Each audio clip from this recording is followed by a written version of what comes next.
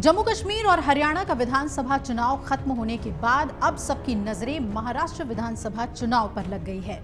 महाराष्ट्र चुनाव के लिए अभी कोई आधिकारिक घोषणा नहीं की गई है, लेकिन राजनीतिक पार्टियां चुनाव की तैयारियों में तेजी से जुटी हुई हैं। महाराष्ट्र में चुनाव के ऐलान से पहले ही उठापटक भी शुरू हो गई है।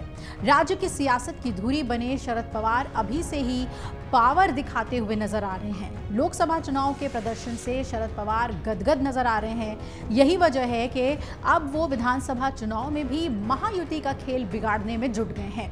पश्चिमी महाराष्ट्र में बीजेपी का अहम चेहरा रहे हर्षवर्धन पाटिल ने बीजेपी का दामन छोड़ शरद पवार का हाथ थामने का ऐलान किया, जिसे बीजेपी के लिए बड़ा झटका माना जा रहा है। हाल ही में उन्होंने मुंबई में पार्टी प्रमुख शरद पवार से मुलाकात की थी और ये मुलाकात गुरुवार को पवार से दक्षिण मुंबई में उनके सिल्वर ओक्स आवास पर ही हुई। इसके बाद उन्होंने दावा किया कि शरद पवार ने उनसे उनकी पार्टी में शामिल होने और विधानसभा चुनाव लड़ने का आग्रह किया है। इंदापुर सीट से 4 बार विधायक चुने जा चुके हर्षवर्धन पाटिल फिर से इंदापुर से ही चुनाव लड़ना चाहते हैं, लेकिन इस सीट का प्रतिनिधित्व बीजेपी के गठबंधन सहयोगी एनसीपी के पास है। पार्टी से फिर से मौजूदा विधायक दत्तात्रेय भरणे को मैदान में उतार सकती है और हर्षवर्धन ने शुक्रवार को पत्रकारों से बात करते हुए कहा कि मैंने अपने राजनीतिक रुख को लेकर उप मुख्यमंत्री देवेंद्र फडणवीस से मुलाकात की। हमने 2.5 घंटे से अधिक समय तक विस्तृत चर्चा की। इंदापुर सीट महायुति के मौजूदा विधायक के पास जा रही है, इसलिए उन्होंने मुझे दूसरे विकल्प का आश्वासन दिया। ये विकल्प मेरे लिए संभव होता, लेकिन ये मेरे समर्थकों और मेरे निर्वाचन क्षेत्र के लोगों को स्वीकार्य नहीं होगा।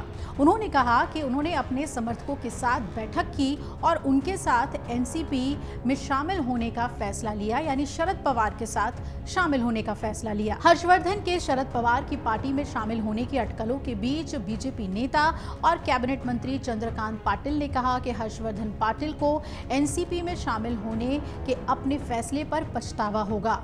उन्होंने कहा कि जो लोग ये महसूस कर रहे हैं कि उन्हें विधानसभा चुनाव में फिर से मैदान में नहीं उतारा जाएगा, वो पार्टी छोड़ सकते हैं।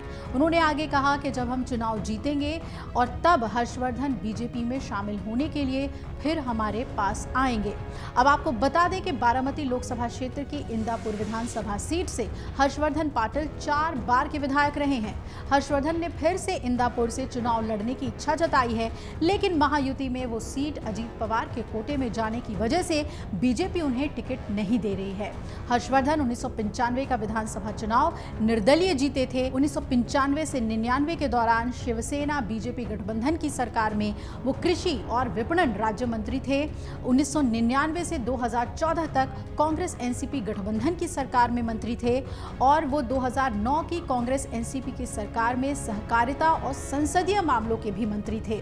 इसके बाद साल 2014 में बीजेपी और शिवसेना की युति सरकार आने के बाद हर्षवर्धन पाटिल बीजेपी में शामिल हो गए। अब वो शरद पवार की एनसीपी में शामिल होने की कतार में खड़े हैं। अगर आप ये वीडियो YouTube पर देख रहे हैं तो हमारे चैनल को सब्सक्राइब कर बेल आइकन दबाएं और Facebook पर देख रहे हैं तो हमारे पेज को लाइक करें।